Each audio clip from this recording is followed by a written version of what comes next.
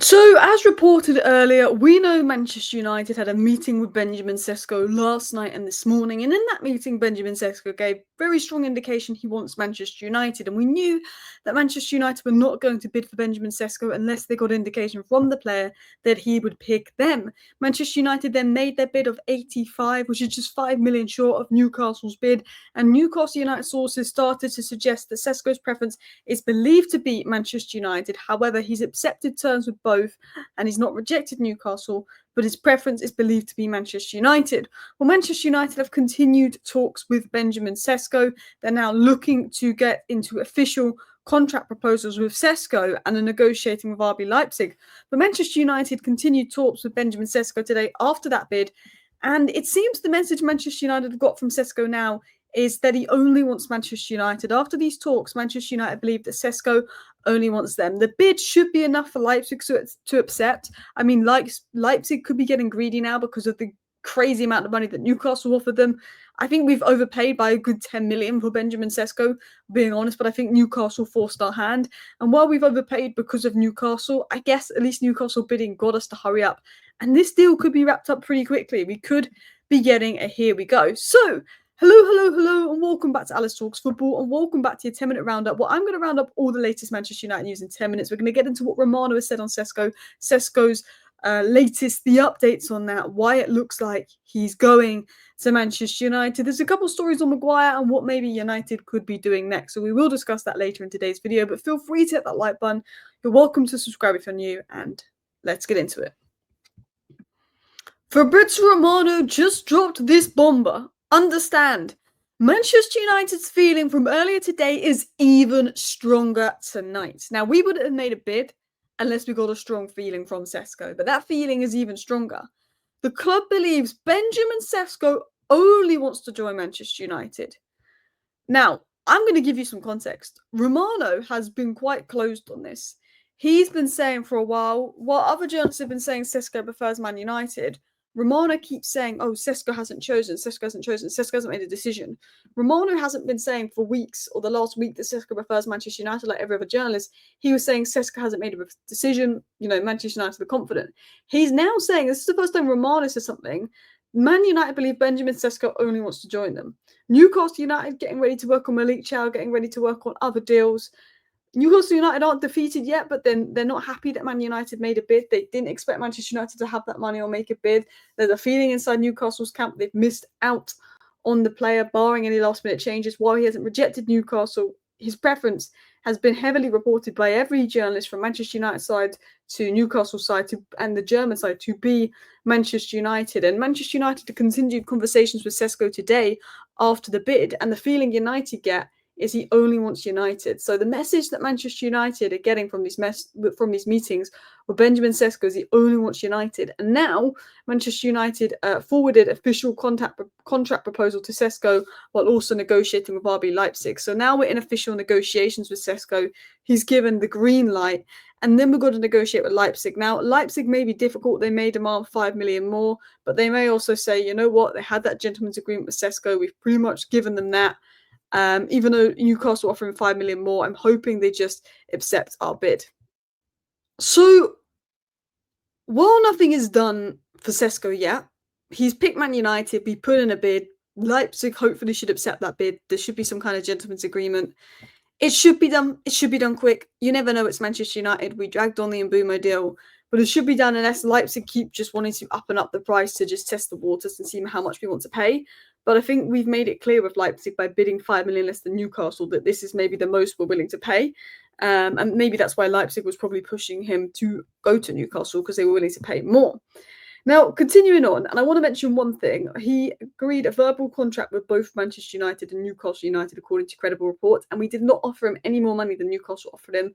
Apparently, we offered him the same wage terms. So he's chosen Manchester United because we're just the bigger club. That's like the only reason why he's chosen Southern Newcastle. Let's be honest. They've got Champions League football. It's probably a more stable environment. It's probably a better place for development.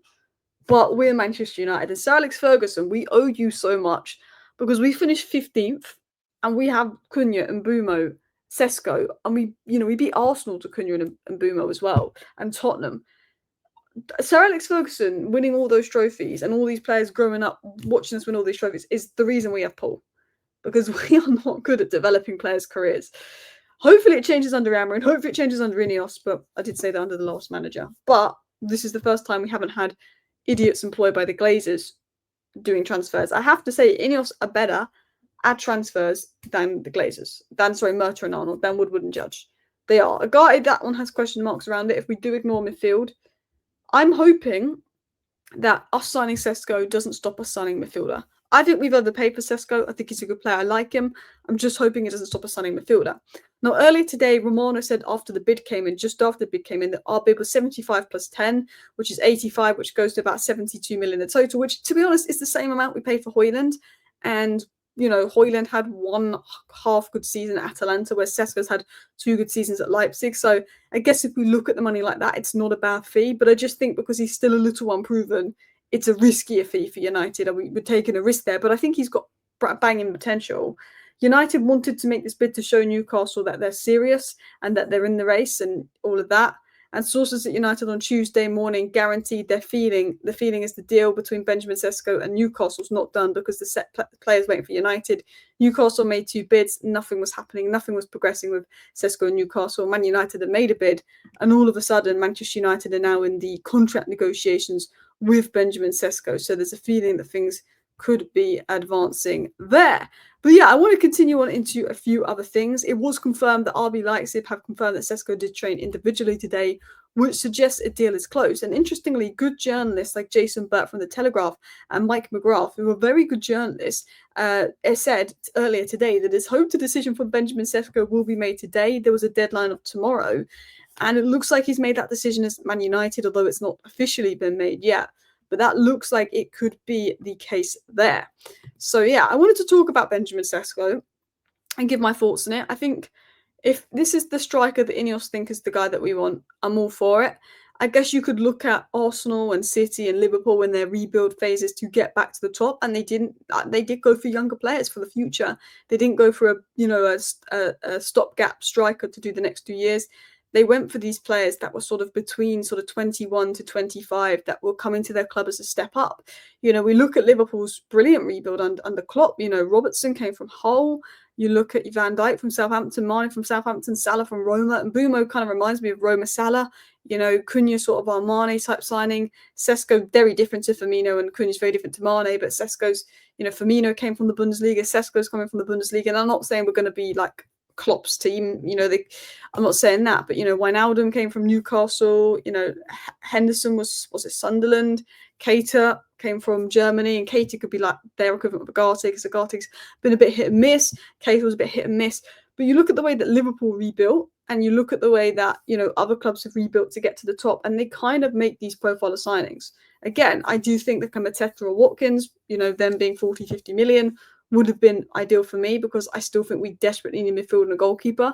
But look, Benjamin Sesko is a good player. I'm very happy with the signing. He scores a lot of goals with his head, his right foot, his left foot. I think with Mbumo's crossing ability, he'll be great. He's a pure athlete. I think this now will get Rasmus Højlund out the door. But I also trust Ineos. If they think that he's the guy, Vival knows him well. If they think he's the guy, go for it. As long as this doesn't stop us getting a goalkeeper and midfielder, I'm happy. There is talk of clubs being interested in Harry Maguire, by the way, but he wants to stay. But I want to talk about what's potentially next for Manchester United. My mindset is this. I have a feeling that we're confident we're going to get a nice bid from Chelsea for Garnacho, because I don't know where the Cesco money's coming from, if I was going to be totally honest. I think we'll move on Højlund. I think Højlund seeing us spend that kind of money on Cesco when we have Xerxes, that's better than Højlund. Højlund's had a good pre-season, but I think that will give Højlund the indication of he's either not wanted or he's barely going to play. For me, we need to sign a midfielder. A Gome could be 30 million. That would be my ideal pick. And then Baindir, get him gone, get Lamens in maybe. And then if we can sort out Sancho, Anthony Malacia, great. A lot of people do say where's the money come from for United. I think we will get money for Garnacho. We've got money from the sell-on clauses for loads of players this summer.